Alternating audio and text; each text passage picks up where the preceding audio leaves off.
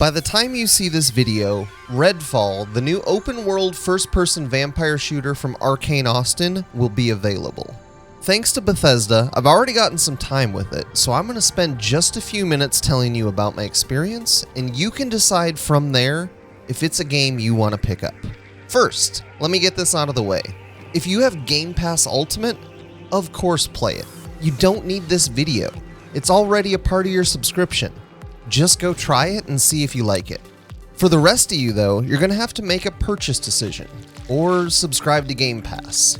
Either way, that's money, and I know there are so many games to choose from, so I hope this video helps. The most important question to me for any game is, simply, is it fun? So far, with the time I've played, I think that Redfall is fun. The combat feels a little bit like Deathloop, which makes sense, and also like you'd expect, there's more than one way to play. In the very beginning, I wasn't sure I'd need stealth. I seemed to be able to pretty easily handle all of the enemies that were thrown at me, to the point that I wasn't sure if I had picked the wrong difficulty or something. Then,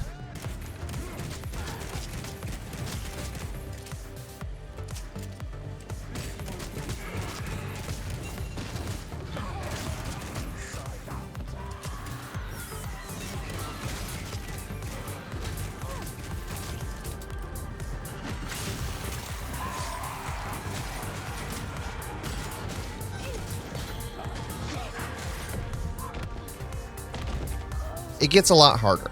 And to me, it's more fun when it's hard. If that's not the way you like to play games though, you can always run it on a lower difficulty. The question of difficulty does bring up a concern I had. There were times where it seemed like the AI either wasn't really aware of me or wasn't interested in me. It almost felt like it was too easy to stay hidden, and that maybe made things easier than it needed to be. I'm hoping that as the game progresses, the enemies are going to get more difficult, more numerous, and honestly just more interested in trying to find and kill me. Like I said, one of the things I like about games is a challenge. The atmosphere is really interesting too. I feel like other games would throw endless vampires at you, especially in the beginning, to make things more tense. So far, that's not been how Redfall works. The town is a little bit empty. To me, this is a compliment.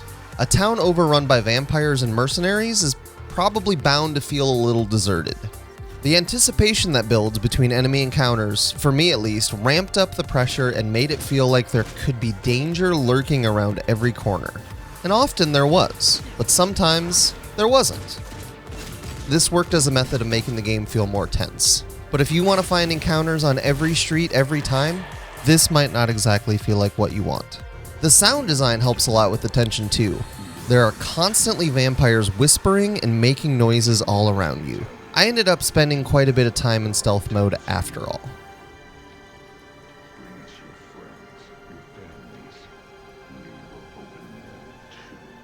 Next, let's ask another question. Is it rewarding? Looters and RPGs need to make you feel like you're progressing as you go. So how does Redfall do? On the loot side, Redfall does a couple of cool things. First of all, there are a lot of weapons.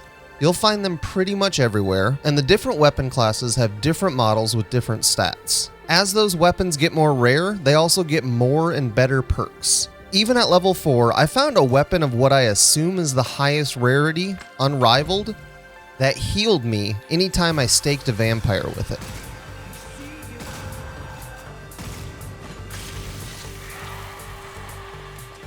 Pretty cool, and I expect it'll only get better the more you find these rarer weapons. The game also lets you scrap your weapons for resources to then spend at the stores to buy other weapons and other items.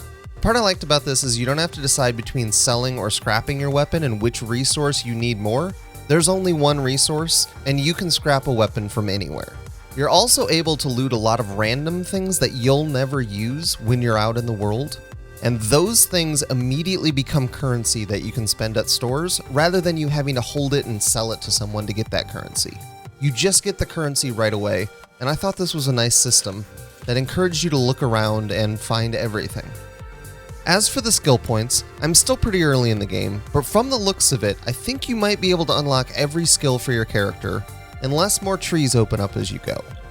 I'm a little worried that could lead to a lack of build variety in co-op, but perhaps the weapons and other systems I haven't unlocked yet will help with that. It's still too early for me to tell, but if there are cool weapons and cool enemies to hunt, Redfall could be a great time with friends, even after the story is done.